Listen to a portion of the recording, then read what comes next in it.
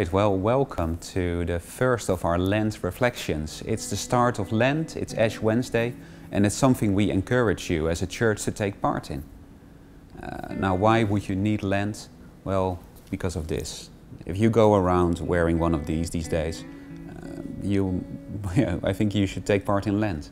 Now, what is Lent? Lent is the 40 days before Easter, and traditionally Christians have taken time to reflect, to prepare themselves for Easter. Why is it a good thing? It's not commanded in the Bible, but just a time to reflect is helpful. In my marriage, of course, I try to be a good husband every day, but around your anniversary, you go out for dinner, you take time to reflect. It's just helpful. And Ash Wednesday, well, why is that ashes? Ashes in the Bible, well, repenting in dust and ashes, right? Sackcloth and ashes. It's a sign of mourning. At funerals, we say ashes to ashes, dust to dust. It's a day when we remember our mortality, that we're gonna die. It's what the Bible tells us to do, right? Psalm 90 teaches us to number our days that we may get a heart of wisdom. Of course, in some countries they go overboard, right? In Catholic countries, you get this, you go to church, you get this black cross on your forehead and everyone walks around with it. That's not what I'm telling you to do. But let's just think about again, what does Ash Wednesday have to do with this? Well, why do we wear masks? Why do we wash our hands? Why do many of us stay inside or go abroad? Well, we're trying to not get the virus, right? We're trying to not die. We're trying to protect ourselves from death, to escape death, which is a good thing, of course, right? That's why we don't want to die. We don't want our children to die.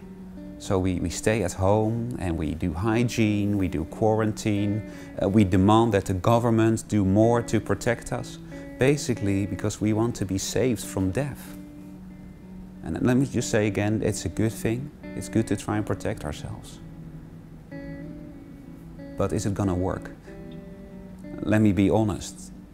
You are gonna die anyway, right? Maybe not from the virus, I hope you don't. But 50 years from now, you will be dead. And your precious children that you're now trying to protect, 80 years later, they will be dead. You're gonna die. And there's nothing you can do about that. Everything you have will be gone. Everything you love, everyone you love will be gone. Everything you've worked for will be gone.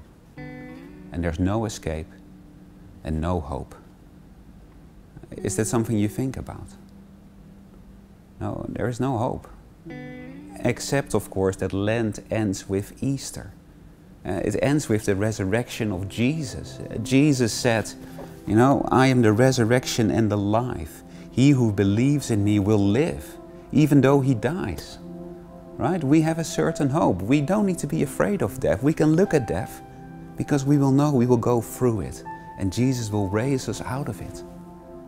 And that makes such a difference, right? So that's the problem. These days we just live for now. We spend our time fearing, we follow the news, we try to do everything to save ourselves from death. But instead of that fear, we can live in hope. We can live with the joy knowing that we have a glorious future after death. And if we just live in fear, Easter's not going to mean anything.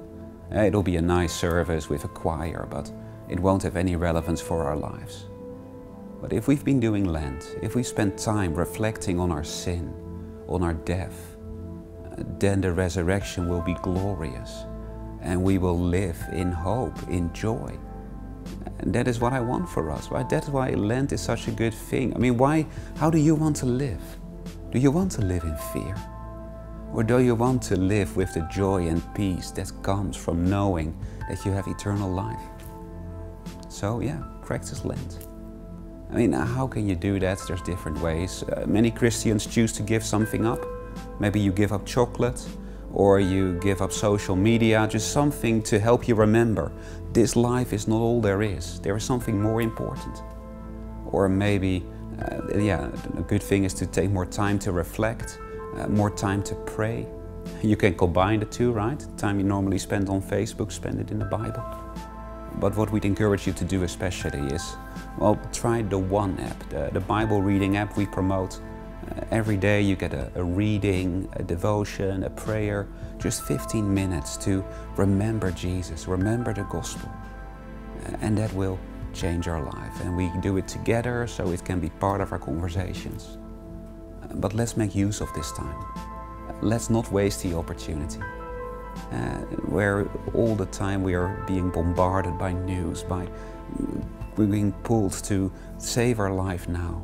Actually, we can rest knowing that Jesus has already saved us for later. I hope you have a deep and meaningful Lent this year.